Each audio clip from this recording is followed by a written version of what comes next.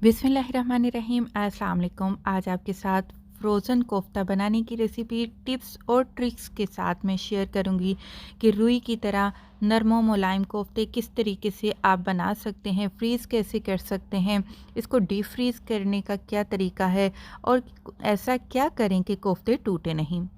सबसे पहले आप गोश्त को चेक करिए, आपको ये दानेदार नज़र आ रहा है। हालांकि मैंने बाज़ार से ये मशीन का कीमा मंगवाया था। एक छोटी सी यहाँ पर आपके साथ टिप शेयर करने लगी हूँ, ध्यान से देखिएगा।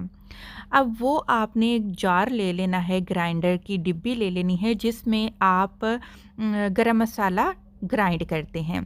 थोड़ा थोड़ा सा कीमा उस डिब्बी में डालते जाइए, आपने एक दो चक्कर बस उसको देने हैं और कीमे को चेक करिए, मशीन वाला कीमा कितना लचक वाला हो गया है और दूसरा कीमा दानेदार है।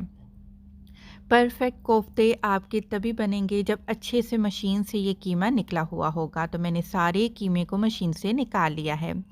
प्याज को मैंने एक दरमियाने साइज़ का आपने प्याज लेना है, उसको कद्दूकश करना है। कद्दूकश करके आपने पानी निचोड़ लेना है और ये प्याज आपने इस कीमे में शामिल कर देना है। 8 से 10 आपने हरी वाली मिर्चें लेनी है, तीखी वाली, और उनका पेस्ट बनाकर आपने ये भी कीमे में डाल देना है। दूसरी जो लाज़मी चीज़ है वो है खशखाश या खशखश भी जिसको बोलते हैं। 2 खाने के चम्मच लेकर 2 घंटे के लिए मैंने इसको भिगो दिया। हावन-दस्ते में डालकर अच्छे से इसका मैंने दोधिया सा पेस्ट तैयार कर लिया। लाज़मी डाली जाती है ये कोफ्ते बनाने के लिए।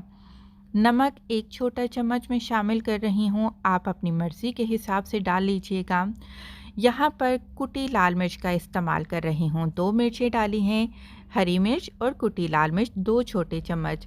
तीखा ज़्यादा पसंद करते हैं तो 1 छोटा चम्मच लाल मिर्च का पाउडर आप शामिल कर लीजिएगा। आधा छोटा चम्मच हल्दी डाल दी है मैंने, आधा छोटा चम्मच गरम मसाला पाउडर इसमें शामिल करेंगे। अच्छा जी, कोफ्ते टूटते क्यों हैं?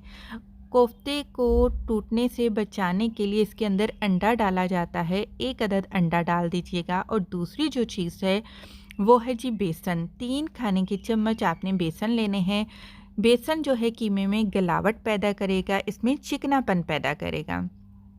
तीसरी जो लाज़मी चीज़ है वो है जी आपके पास ब्रेड क्रम्ब। डबरोटी का चूरा आधा कप डालिएगा। डबरोटी का चूरा एक तो कोफ्ते को बहुत ही ज़्यादा नरम बनाता है, लाज़मी आपने डालना है।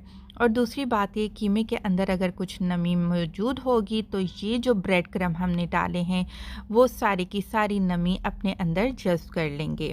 अच्छे से 5 मिनट तक आपने गूँधना है इस कीमे को, जैसे आप आटा गूँधते हैं। फिर आपने 15 मिनट आपने इसको लाज़मी रेस्ट पर रखना है। 15 मिनट के बाद अब आपने कोफ्ते बनाना शुरू कर देने हैं। आपने हाथों को अच्छे से तेल से ग्रीस करना है। नॉर्मल साइज़ के कोफ्ते बनाइएगा, क्योंकि कोफ्ते जब हम पकाते हैं तो इनका जो साइज़ है वो डबल हो जाता है। तो नॉर्मल साइज़ के आप कोफ्ते बनाते जाइएगा। और हाँ, एक लाज़मी बात, दबा दबा कर प्रेस करते हुए आपने कोफ्ते तैयार करने हैं ताकि इसके अंदर कोई भी क्रैक नहीं रहना चाहिए।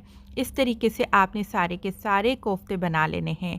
अब यहाँ पर आप चाहें तो इसको फ्रीज़ करके रख सकते हैं, लेकिन आपके साथ एक जो लाज़मी टिप है कोफ्ते फ्रीज़ करने की, वो आपके साथ शेयर कर रही हूँ, जिससे कोफ्ते जब आप फ्रिज से निकालेंगे उनकी शेप ख़राब नहीं होगी।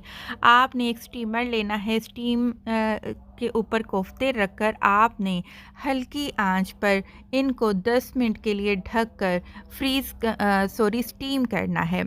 जब ये सेट हो जाएंगे 10 मिनट के बाद, आप देख सकते हैं इनका कलर भी चेंज हो चुका है।